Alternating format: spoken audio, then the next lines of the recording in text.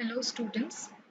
आज हम पढ़ेंगे कुछ बेसिक्स ऑफ सी लैंग्वेज और सी के करेक्टर सेट के बारे में।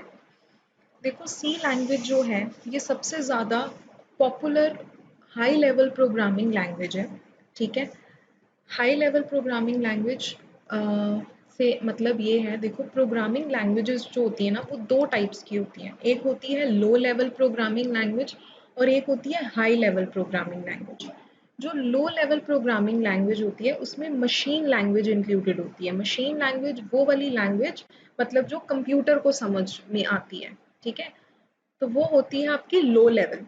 हाई लेवल प्रोग्रामिंग लैंग्वेज जो है उसको इस तरीके से डिज़ाइन किया जाता है कि उसको समझना और उसको रीड करना हमारे लिए बहुत ज़्यादा इजी हो जाए।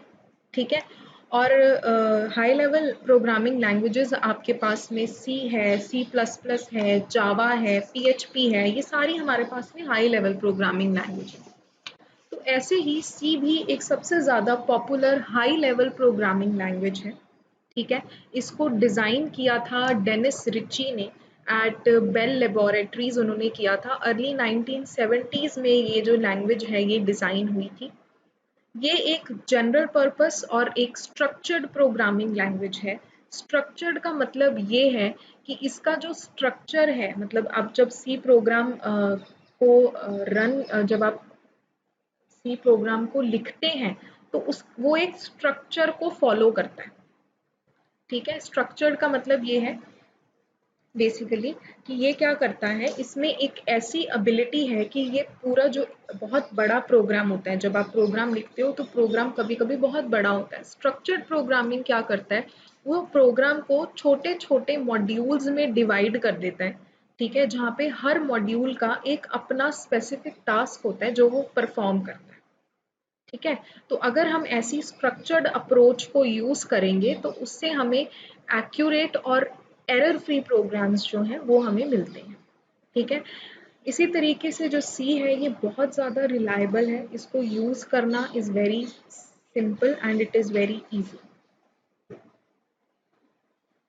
बिजनेस और साइंटिफिक एप्लीकेशंस के लिए हम सी लैंग्वेज को बहुत ज़्यादा यूज भी करते हैं। इसके बाद में नेक्स्ट हमारे पास में है फीचर्स ऑफ सी लैंग्वेज। ये एक आप सी लैंग्वेज को एक मिडल लेवल लैंग्वेज भी बोल सकते हो। मिडल लेवल लैंग्वेज आप इसको इसलिए बोलते हो क्योंकि इसमें लो लेवल लैंग्वेज के फीचर्स को भी सी लैंग्वेज सपोर्ट करता है। मतलब हाई लेवल तो ये है ही है, उसके अलावा जो लो लेवल लैंग्वेज है उसके फीचर्स को भी ये सपोर्ट करता है। ठीक है, इसमें बहुत सारे फंक्शंस अवेलेबल हैं जिन फंक्शन से हम कोई स्पेसिफिक टास्क परफॉर्म कर सकते हैं। ठीक है, कुछ जो फंक्शंस होते हैं वो इसमें ऑलरेडी डिफाइंड होते हैं सी लैंग्वेज में, और कुछ फंक्शंस यूज़र जो है वो अपनी रिक्वायरमेंट के अकॉर्डिंगली सी में डिफाइन कर सकता है। जो प्रोग्राम्स हम सी लैंग्वेज में लिखते हैं वो बहुत ज़्यादा फास्ट होते हैं, बहुत ज़्यादा एफिशिएंट होते हैं। इसलिए होते हैं क्योंकि इसमें हम बहुत सारी डेटा टाइप्स को यूज़ करते हैं और हम बहुत सारे ऑपरेटर्स को भी इसमें यूज़ करते हैं। ठीक है, ये जो सी लैंग्वेज है ये बहुत ज़्यादा पोर्टेबल है। पोर्टेबल का मतलब ये होता है कि जब आप प्रोग्राम को एक बार लिख लिया आपने जब, तो वो प्रोग्राम आपका किसी भी मशीन में रन कर जाएगा। ठीक है, किसी भी मशीन में वो रन करेगा। उसमें आपको या तो अगर आपको किसी और मशीन, जैसे आपने अपनी मशीन में प्रोग्राम लिखा, तो आप वो प्रोग्राम जो आपने अपनी मशीन में लिखा है वो आप अगर अपने कॉलेज की जो लाइब्रेरी है उसके लाइब्रेरी के कंप्यूटर में भी उस प्रोग्राम को आप चला सकते हैं। ठीक है, आपको उसमें कोई मॉडिफिकेशन करने की ज़रूरत नहीं होती, या अगर ज़रूरत पड़े तो बहुत थोड़ी सी मॉडिफिकेशंस आपको करनी पड़ती हैं। ये मतलब होता है पोर्टेबल का। तो सी एक पोर्टेबल लैंग्वेज है। ठीक है, फिर सी जो है आप इसको एक्सटेंड भी कर सकते हो, मतलब इसके जो फीचर्स हैं, इसकी फंक्शनैलिटीज़ को आप और ज़्यादा फीचर्स और ज़्यादा फंक्शनैलिटीज़ भी आप इसमें ऐड कर सकते हैं। ठीक है, उसके बाद सिंपल लैंग्वेज है, ये बहुत ज़्यादा इतनी कॉम्प्लेक्स नहीं है। और सी लैंग्वेज में अगर आपके प्रोग्राम में कोई भी एरर आता है, कोई भी मिस्टेक आती है, तो उसको डिटेक्ट करना बहुत आसान है।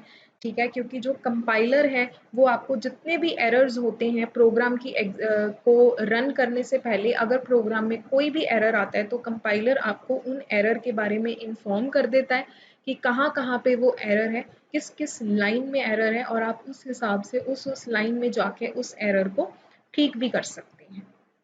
नेक्स्ट हम टॉपिक जो हमारा है वो हम बात करेंगे सी के करेक्टर सेट के बारे में। देखो कोई भी लैंग्वेज हो, चाहे हम अगर इंग्लिश लैंग्वेज भी बोलते हैं, पंजाबी लैंग्वेज भी बोलते हैं, हिंदी लैंग्वेज भी अगर हम बोलते हैं, तो ये लैंग्वेज किसी वर्ड्स के थ्रू बनी है या स्टेटमेंट्स के थ्रू बनी है। ठीक है, मतलब इसमें कुछ करेक्टर्स हैं हमारी लैंग्वेज में। करेक्टर्स जैसे इंग्लिश में आपके अल्फ़ाबेट्स यूज़ हो रहे हैं, पंजाबी में हम ऊड़ा एड़ा यूज़ करते हैं। इसी तरीके से मतलब कुछ करेक्टर्स को यूज़ करके हम वर्ड्स बनाते हैं, या उन करेक्टर्स को यूज़ करके हम स्टेटमेंट्स बनाते हैं। ठीक है, कोई भी लैंग्वेज इसी तरीके से बनती है। सिमिलरली सी लैंग्वेज में भी कुछ सेट ऑफ करेक्टर्स हैं, ठीक है, जिसमें अल्फ़ाबेट्स भी इंक्लूडेड हैं, डिजिट्स भी इंक्लूडेड हैं, और कुछ स्पेशल सिंबल्स भी इंक्लूडेड हैं। सी में टोटल 256 करेक्टर्स हैं जो सी लैंग्वेज सपोर्ट करती है।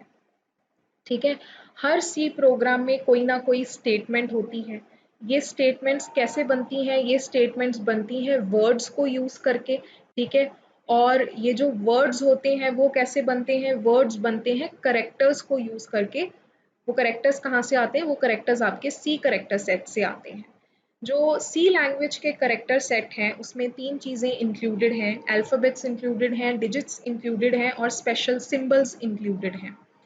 जो अल्फ़ाबेट्स हैं, जितने भी आपके इंग्लिश लैंग्वेज के जो भी अल्फ़ाबेट्स हैं, सी उन सारे अल्फ़ाबेट्स को सपोर्ट करता है। ठीक है, लोअर और अपर केस लेटर्स को भी सपोर्ट करता है, स्मॉल ए कैपिटल ए को भी सपोर्ट करता है।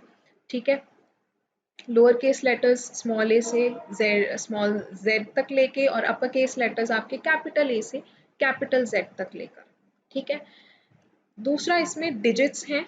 सी के करेक्टर सेट में सी लैंग्वेज जो है ये 10 डिजिट्स को सपोर्ट करता है। ठीक है, जो न्यूमेरिकल वैल्यूज क्रिएट करती है सी लैंग्वेज में।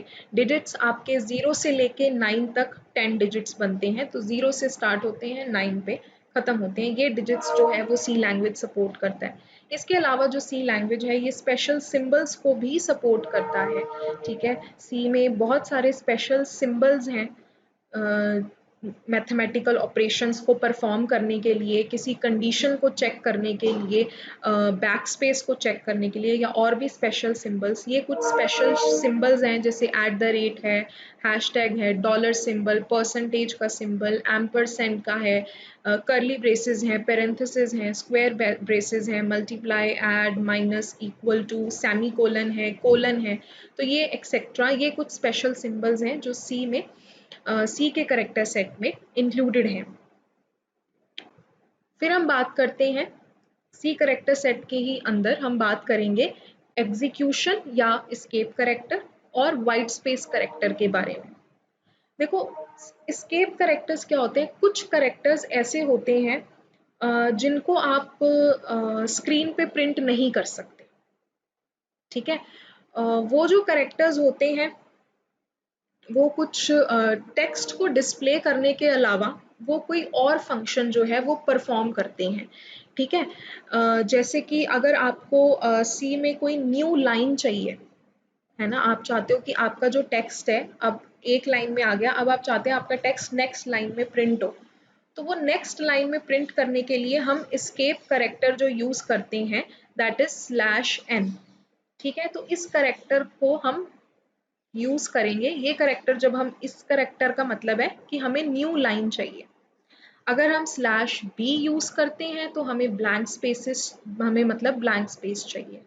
ठीक है, तो अगर आप इन एग्जीक्यूशन करेक्टर्स को सी में यूज करना चाहते हैं तो आपको जो स्लैश सिंबल है वो यूज करना पड़ता है, फॉलोड बाय जैसे slash b is for blank space, slash n new line के लिए, स्लैश टी टैब के लिए, मतलब अगर आपको स्पेस चाहिए इन बिटवीन सर्टेन करेक्टर्स तो आप स्लैश टी यूज कर सकते हैं।